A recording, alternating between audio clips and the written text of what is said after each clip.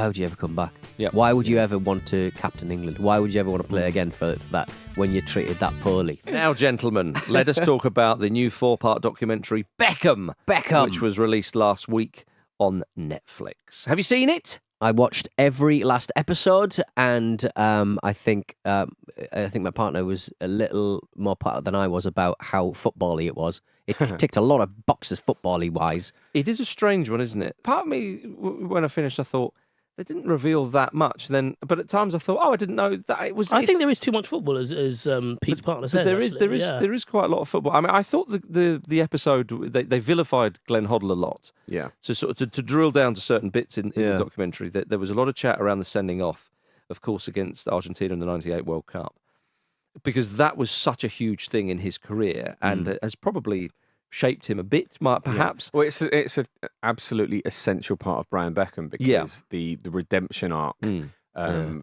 absolutely cemented him as not just a star but a superstar, and I someone think who's to come back from that. Yeah, exactly. I think immediately interesting. The treatment that he got, and the treatment that England players got over the years. Why would you ever come back? Yeah. Why would you ever want to captain England? Why would you ever want to play again for that when you're treated that poorly for?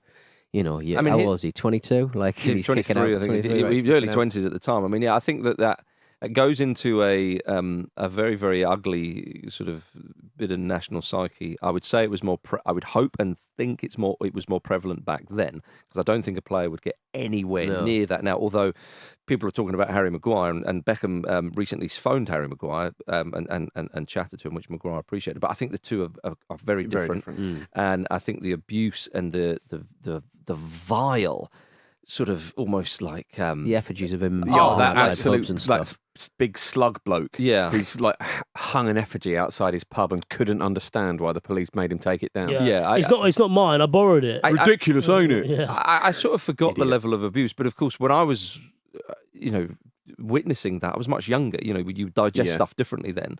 Also, as a teenager, we were hanging out in. Don't say hanging out. No, but we were hanging out in different places, weren't we? Whereas like now we'd see it because we'd be privy to it in a pub or something like that. But at the time, I think it happens. We see it on the news. Yeah. I didn't really see too many front pages when I was, walking around being driven to school or whatever. Yeah. But the thing Did your driver not read them too? Always the Financial Times. But the thing that you've noticed, where we are now with Maguire is like the way people join in without actually having a strong opinion about the bloke, which is what was happening back then. Massively. It was just like sort of like common knowledge, wasn't it, that Beckham was a snake and he was this and that he'd cost us the World Cup and all that etc. etc. The amount of leaps that you had to do to think that he cost us a chance of winning that World Cup are ridiculous. Lost on pens. Yeah. Score your fucking pens, dickhead. Yeah, and the Lionesses showed you how you do that, by the way, when James was sent off. But one of the things was around that, Jim, about him being chucked under the bus and so on, by Glenn Hoddle, the England manager. Glenn Hoddle, now this is, I find interesting. I thought it was a shame that Hoddle was not on the documentary to talk about it. Do you want to flesh it out a bit because I didn't Glenn realize, Hoddle, England manager. Yeah, I didn't realise the scale of it until I watched the documentary. So Glenn Hoddle's England manager. Glenn Hoddle at the time, obviously was quite young as an England manager then, very young. And there was always chat that Hoddle still thought he was the man in training when they played. Hoddle was a great player. He felt that he was always slightly underappreciated, which he probably was, although I wasn't watching football at that time, or was some of it wasn't even barely sentient, but that was the feeling, that he was this flashier player. Obviously went off to play abroad and so on and did good things there. Blah de blah de blah. He eventually ends up England manager. Of course, a lot of people will know this, and Beckham, bit of an ego. He's got a bit of an ego. Had, I would say, and that's what I find a shame that he wasn't on the documentary, because Glenn Hoddle is, I would argue passionately, is a changed man. You think about, Jules obviously works with him. We know Jules and talks about, he's a lovely fella and everybody else.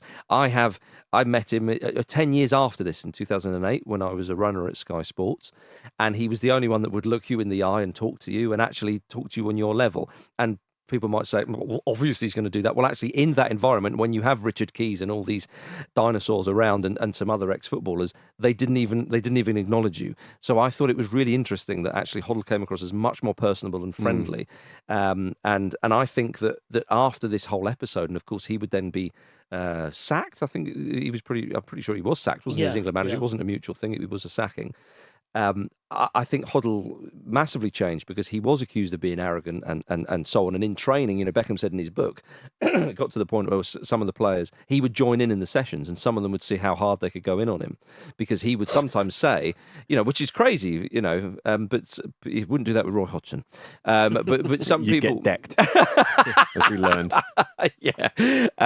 Some people would say that the reports were that Beckham would try and do something. He would go, "No, David, you do it like this in front of everybody." Because I think Hoddle probably saw a bit of himself in Beckham. It certainly was the other way Beckham around. idolised him. He did idolise him, yeah. And so you had all that kind of stuff. But I think Hoddle now is a very changed character and has been for many years. Well, it sounds like Marcus is very much Team Hoddle on this particular. Well, I wasn't back then. I thought Hoddle handled it very, very poorly. And he did, and Beckham was talking about back then. Yeah, I mean that's he threw him under the bus, and Victoria Beckham makes a very good point. He was a man. David Beckham was 22. Yeah. He's a child, and he had to deal with the fallout. I mean, like, shame that Tony Adams didn't get a mention because Beckham said around that time Adams was the only one who put his arm around him, and he said Tony Adams was brilliant with me. When he walked into the dressing room, or everybody walked in because he was in there already, they were gutted, and he said, "I said to Alan Shearer, I'm so sorry, Alan." He said he didn't even look at him. Like the players were really, really pissed off, but Tony Adams was the one. But I understand in a documentary. I can't cover every blade of grass. I think what was really stark for me, like, I'm 42. You are of an age where you're thinking about what kind of father you might become or the one you would be. And I think Beckham's relationships with Sir Alex Ferguson and his father, I'm not a high-functioning, successful man. But obviously, all of these men are. Well, if you're not, what makes that? I know exactly. But I just sort of think that, like, exactly is like watching this sort of Beckham sausage being made through the lens of his relationship with Sir Alex Ferguson and his dad. Are successful male father-son relationships quite fucking toxic? Like.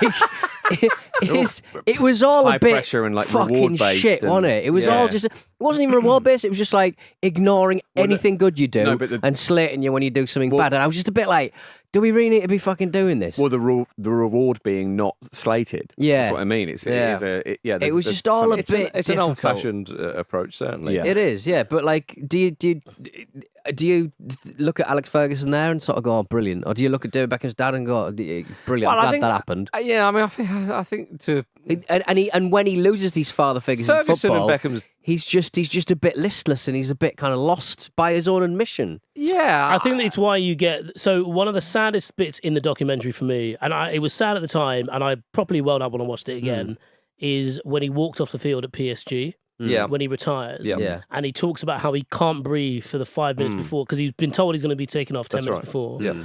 And 5 minutes before the point where he's about to be substituted, he is basically hyperventilating because he's so upset. And he walks off. And he was, 37, I think, at the time? Late 30s. He's a child. Yeah. He walks off a blubbering child, and it broke my heart to see him like that. Because also you remember as well that football requires a lot of sacrifice. It requires basically, essentially a very difficult relationship with the people around you, including your parents. And despite all that he's achieved and all the places he's been, all the things he's seen, he is broken by the fact that he can never do that again. That's right. And I appreciate that it's because of the sacrifice and the love as well. But I think that really hit home that even he's like that. Yeah. Even the guy who's done everything is like that. Well, when that's you said really quite harrowing in a way. When you said I do that when I get subbed at 11s. yeah. But there's a sense, isn't there? Thank you. Cheers for watching another fantastic clip from the Football Ramble podcast. Make sure you click like on this video and subscribe to the channel, which means you will not miss a single upload.